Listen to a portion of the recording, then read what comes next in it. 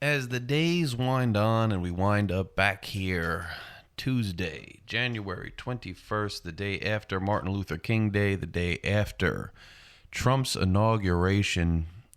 I know I just had an episode quite recently, but I had to give you a brief interlude, and I needed to speak my piece very quickly because you know how I ended the last episode, right?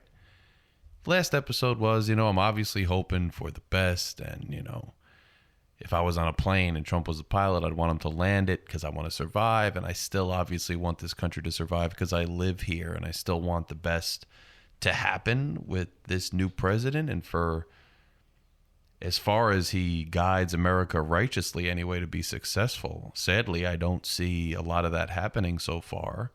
And with our last episode being about gaslighting, I couldn't help but get back on here and reach out to you guys and kind of let you know that, hey, gaslighting has stepped up to an all-time high, and we are going to need to be vigilant to protect our own mental health, to protect our sanity, to protect logic and continue to foster rational thought. And how do we approach these people in this madness that has consumed our neighbors and our friends and our families? And how do we get through it? So first of all, everything I say in this podcast is strictly my personal opinion. I'm speaking to you in a personal position on my own personal time. Nothing I say in any way reflects the opinion or position of any other person or entity.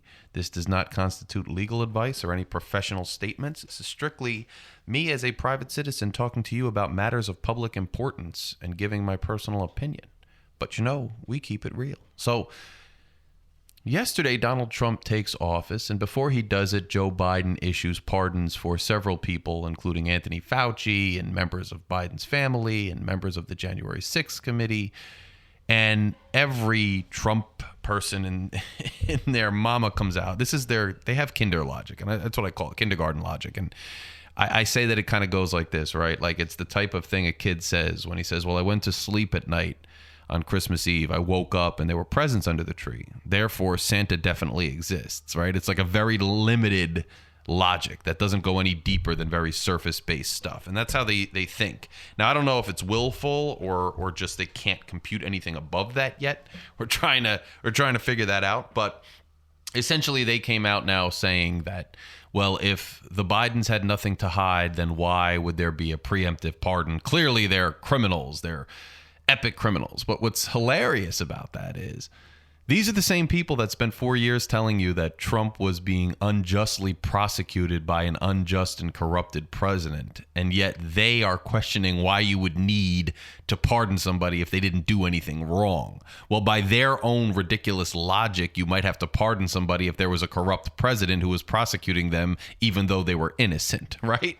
But it goes deeper because that becomes like a catch-22 situation where, well, either Trump was innocent or these people are guilty. But that's a false equivalency, again, because there's no complexity to the logical, endeavor here. What's sick and sad in this society now, what's sick and sad is that, it's becoming ever more clear that there's no way to reason or discuss rational thought with these people, right? They are so fervently wrapped up in their devout religion to Trump that they cannot and will not hear any reason or reflect upon the fallacies of their own logical application or anything of the sort. There's just simply no way to get them to do that. It will not happen. And the fact is, now let's forget about talking points and logical fallacies and bad arguments. Let's just talk about the reality of what's been going on, right? Trump fomented a attack on the Capitol, and whether you even agree that he directed them to attack it or not, that's up for debate, sure. But he certainly conspired with other members of his cabinet and around the country to come out and say that he won the election, knowing full well that certain states, right, like Pennsylvania, for instance, they passed a law that the mail-in votes had to be counted after the day in-person votes, and then he pushed all his voters to vote in person so that the vote counts at first would clearly favor him. Knowing that, he knew he would come out and say he won. There's evidence that he said this to his advisors before the election even happened. I'm going to go out and say I won, and then we'll handle the rest. Once he says he won, then he foments a lie in the public that he really won and it's being stolen from him. And then he goes out and tries to do fake electors, libel and destroy poll workers in the media, which is why Rudy Giuliani is owing people money, because he destroyed, the reputation of these innocent poll workers who were just trying to do their job and count votes down south in Georgia. And he goes out, he calls the Secretary of State in Georgia, and he asks him to find him votes. It's on recording. It's clear as day. I need you to find me the votes. Find me the votes, i.e. cheat. Give me the votes that I need to win. It's on the phone. It's a recording. It's clear as day he did it.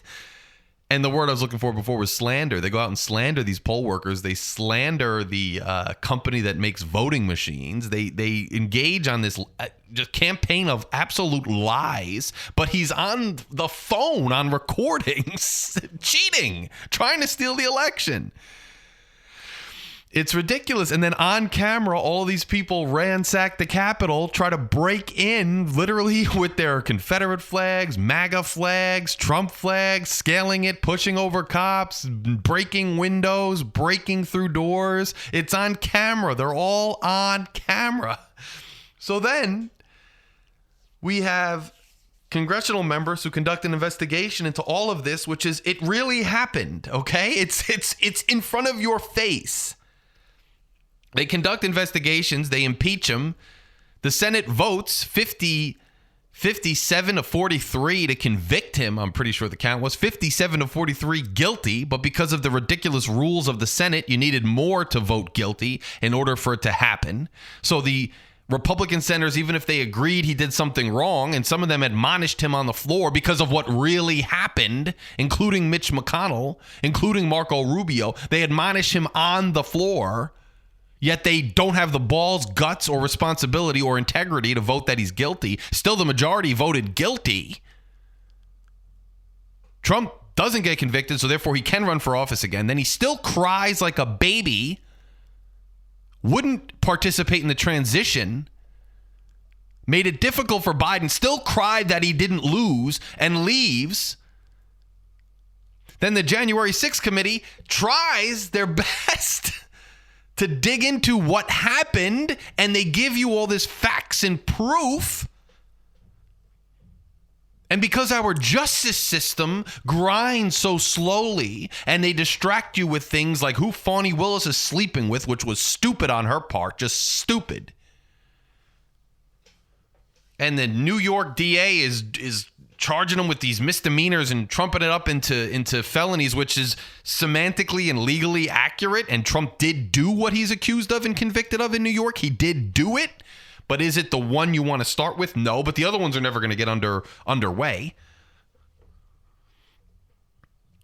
So now his supporters, rather than saying, oh, you know what? Geez, it looks like he did this. I mean, I have the phone call. I have the proof. Maybe this guy didn't have the American people in his best interest.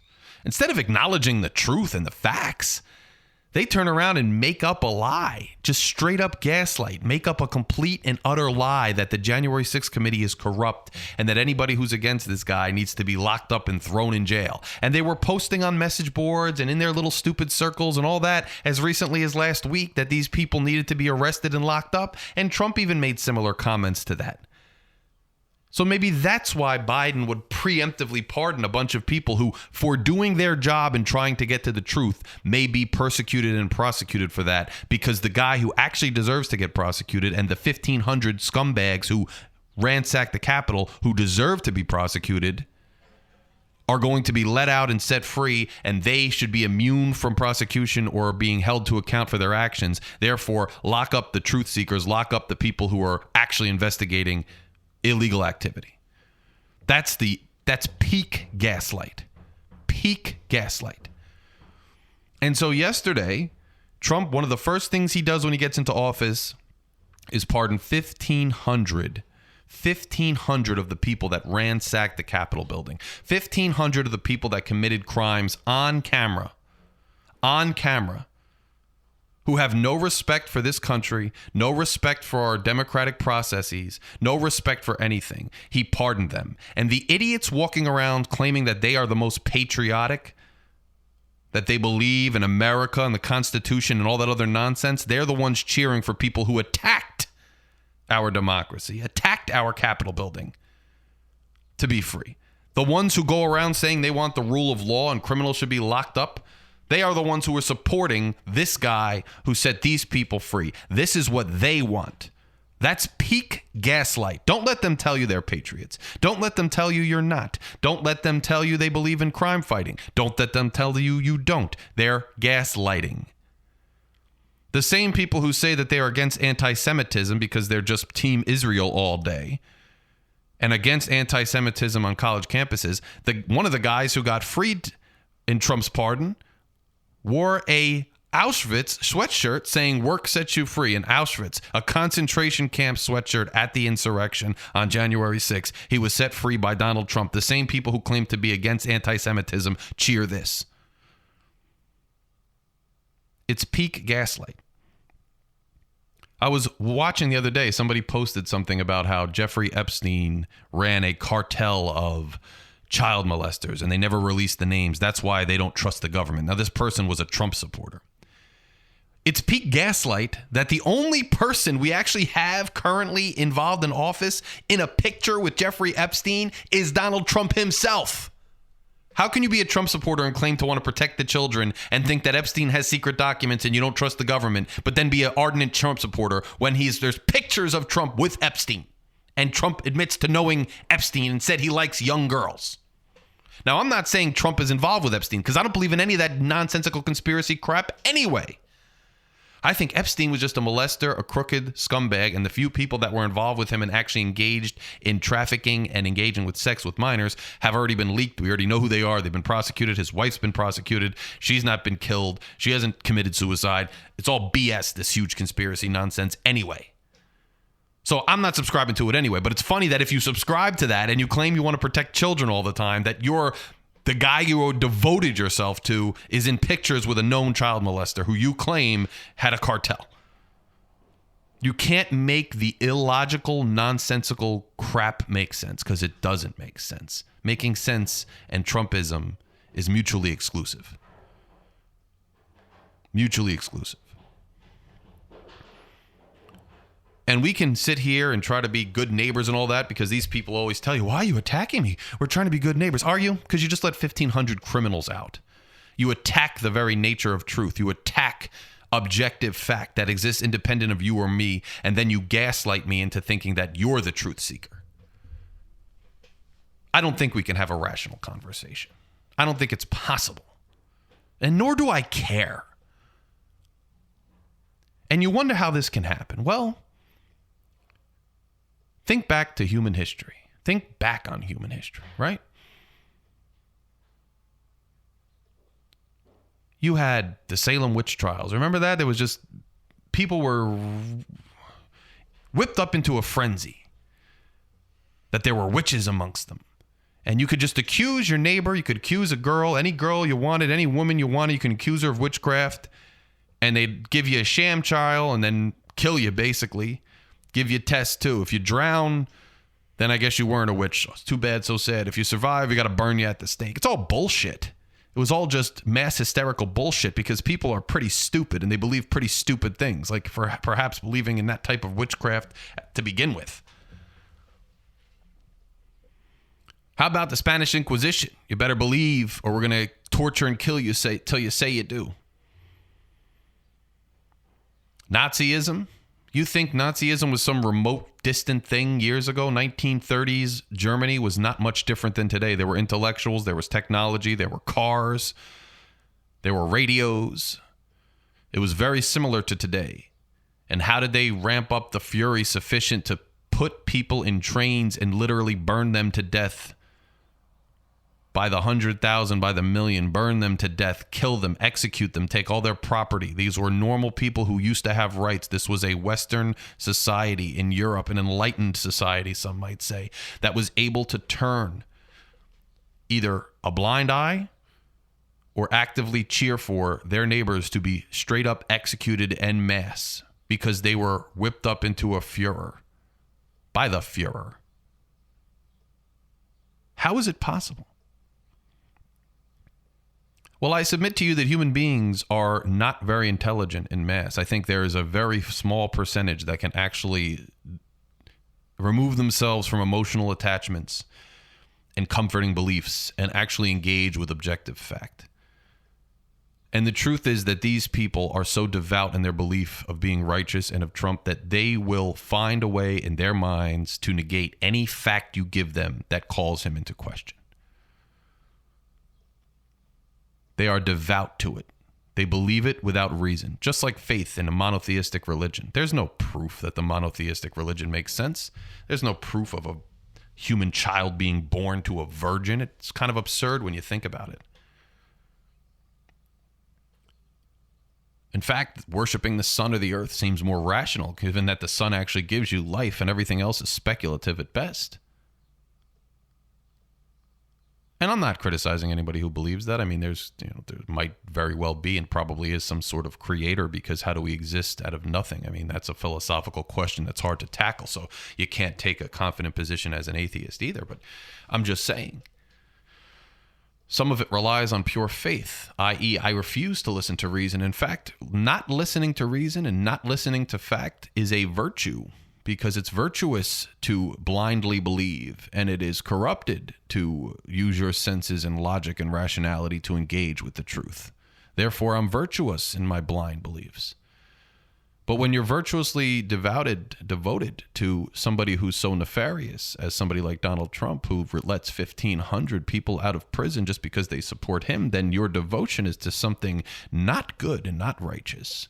And you need to be called out for that. And you should not be treated with kid gloves when you choose to do that. I'm sorry. I'm sorry. The devotion to that is wrong. There have been people that have been devotees to cults where the members, I mean, look at some of these guys in the Mormon church who wound up being child molesters, who were abusers, who were criminals, and people were devoted to them till the bitter end. They were devoted to their savior, to their leader, to the bitter end. It didn't matter how many crimes he committed on them, how terrible of a person he was. They were devoted. They followed him. People followed Jim Jones into straight up suicide. They drank Kool-Aid and killed themselves. They killed themselves over devotion to a false prophet. People have done this for years and years and centuries since the dawn of man. We are no more enlightened now than we were 100, 1,000 years ago. If we are the same frail, fragile, pathetic group that we always have been, and we are susceptible to blind belief and blind devotion. Why? Because people are too weak to face reality, too weak to face the fact that they don't know, they don't have all the answers, and that something they have chosen to support may well be wrong. And if you're in a world with no blind faith and no savior and no guarantee that you're always right, then you're in a scary world, an uncertain world, and some people aren't built to handle that, and I'd wager that most people aren't built to handle that. Unlike us, who listen to this show, who spread knowledge, who are trying to be logical, unlike us, they're not built for this world. We are built for this world. These are weak people. It's like you watch these shows where a mother has her kids in the house and she has this boyfriend, and the boyfriend's molesting one of the kids, and the mother continues to turn a blind eye and refuses to believe it because she can't bear to recognize that she brought a predator into the house, that she has feelings for a predator, that a predator would do that to her daughter. So she's always criticized, why didn't you do something? Well, Donald Trump is here. He's letting criminals out who have Auschwitz shirts. He tried to steal an election. He lied. Did Biden lie and stammer and stomp his feet and try everything in his power to deny Trump the White House when Trump won? Did liberals storm the White House? No. That speaks for itself, too. There's no equivalence here. Oh, they're both corrupt. They're both... No. They're both bad. No, bro. Nah, you don't get that, my dude, because take a look. Biden cooperated with Trump. They had an easy transition. There was no resistance. They certified the election. Liberals didn't storm the Capitol. They didn't protest to not let it happen. They didn't get violent. They didn't commit criminal acts. They didn't wear racist and bigoted shirts and wave Confederate flags. That was the Trump folks. That was Donald Trump, who stomped his feet like a little baby that he is and refused to concede the election for 4 years like the dishonest piece of junk that he is. And I think what's most disgusting, we can talk about these frail people who have to follow these belief systems, the masses. We can talk about them. But what's most disgusting and disturbing are these wealthy and educated people in positions of power, the Jeff Bezos of the world, Elon Musk, these people that all they want is power. J.D. Vance is one of them. He said Trump was America's Hitler, J.D. Vance. He's an educated man. He's an intelligent man. These people sold their soul, sold their countrymen, sold their integrity for power and money. And that's what happened in Germany, and that's what happened in the witch hunts, and that's what happened everywhere. People are rational enough to know that this is wrong. But if the ones on the gate with the power to make a difference, who are intelligent, educated, powerful, rich, if they go along with it for their own personal gain, then we really are all in trouble. Because if they're all in on it to manipulate the masses, to do what they want for their personal gain, and they're going to let atrocity and let lies and let falsehoods permeate the land, then we don't have any hope as a society.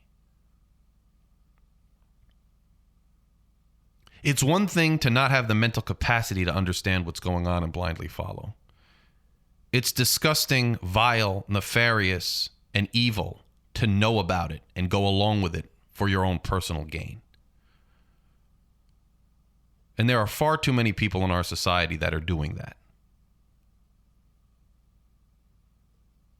It's disgusting. So what do I propose for us, the thinking people, the rational ones, the ones who actually understand truth and understand what's real and what's not? What do I propose for us? I think you should be every day reminding them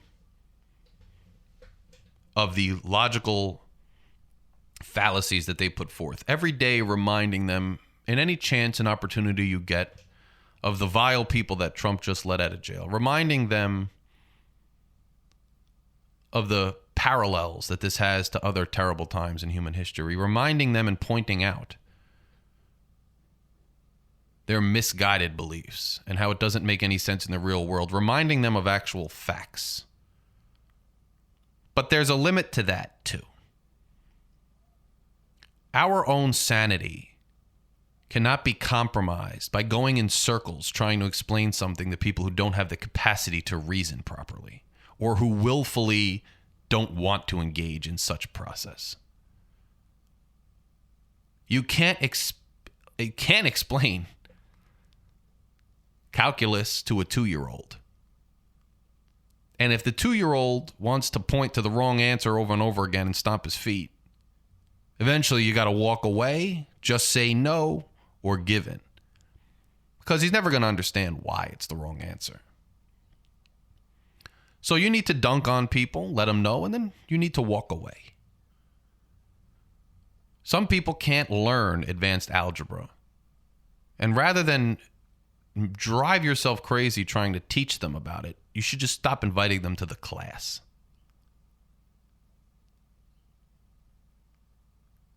There needs to be no more placation. If you don't understand it, you refuse to understand it, and you want to continue to operate the way you're operating out in this world, you need to be let left to your own devices and allowed to do that. And we are going to continue to maintain our sanity by keeping our lines of communication open. Making sure. Now, this is the other important piece, right? You dunk on them, you show them that they're wrong, and then you just walk away. Stop engaging. Don't drive yourself crazy. They don't want to understand. They're never going to understand. And here's the truth about a lot of these people, especially these middle-aged, men who are big Trump supporters, or so they say. A lot of them don't even know what goes on in the real world. Some of them do, but they're behind anonymous screen names or anonymous Twitter handles or anonymous whatever, or they speak to you from a distance on their keyboards. And in real life, they wouldn't say half the things they do. And in real life, they're still in their station in life. They're not elevated by Trump being president. They just envision or dream that they are. And they get their rocks off basically saying abrasive and stupid things on the internet. And they get their rocks off by arguing with people that they never would have the time of day to argue with if not for the internet, right? Most of these people aren't the people that are at your dinner table, that you chill with, that you break bread with. Most of these people are people that, you wouldn't invite anywhere near you. They're just going to argue with you out in the stratosphere. Many of them, again, behind anonymous names where they can have real bravado, but in their regular life, they're pretty weak, which is why they're so drawn to such a nonsensical, nefarious, subversive person. So yeah, they'll try to draw you in on the internet into arguments back and forth, but you really don't have any reason to engage with them or listen to them. If you choose to, that's on you. But it's better to probably ignore them for your own sanity. That's what they want. They're not getting anything policy-wise. Most of them don't even understand what policies they're getting or not getting. They just want to argue with you and trigger you and draw you into wasting your time and wasting your intellectual, mental energy, spending it on them when you could be spending it on much more worthwhile pursuits. So I propose to you, Logic and Larry listeners out there, go forth, continue to spread the facts, but unplug from the needless, fruitless conversations with people who refuse to acknowledge what's right and wrong. Let time and history, and God willing a God, judge them for their open embrace of untruth. You stay in a place where your brethren, your family, your friends continue to be educated, continue to have fruitful intellectual conversations, where you remind each other that there is a world of rationality and higher thought out there. It just might not exist in the rank and file of this country. There are publications you can keep reading, long-form articles, well-cited reporting that can continue to give you an actual understanding of the world around you. Do not devolve into this protest-only, stomp your feet, violent resistance that happens far too often with the January 6 people or on the left when they attack government buildings in Seattle. All this nonsense that only feeds the cycle. But nonetheless, remain vigilant and remain ready. If anything were to happen in this country that would truly threaten any of our freedom, would truly threaten the existence of truth, the freedom to print or discuss truth, the freedom to speak truth, the freedom to vindicate truth in our courts, any of those things were to actually be threatened, stay vigilant and stand ready. Because unlike they say about people cowering and crying just to get their rocks off behind anonymous screen names on the internet, we are anything but those people. I am standing ready to never acquiesce and let this disgusting untruth and vile criminality overtake me or anything that I hold dear. And these people like Bezos and anybody else who's corrupt, who allows criminals and applauds criminality, we are not like them. We will never be like them.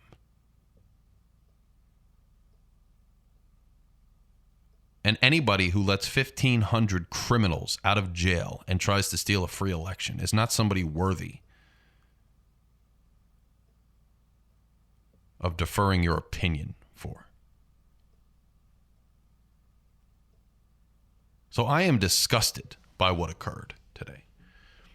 I am disgusted by these people getting pardoned after committing those crimes.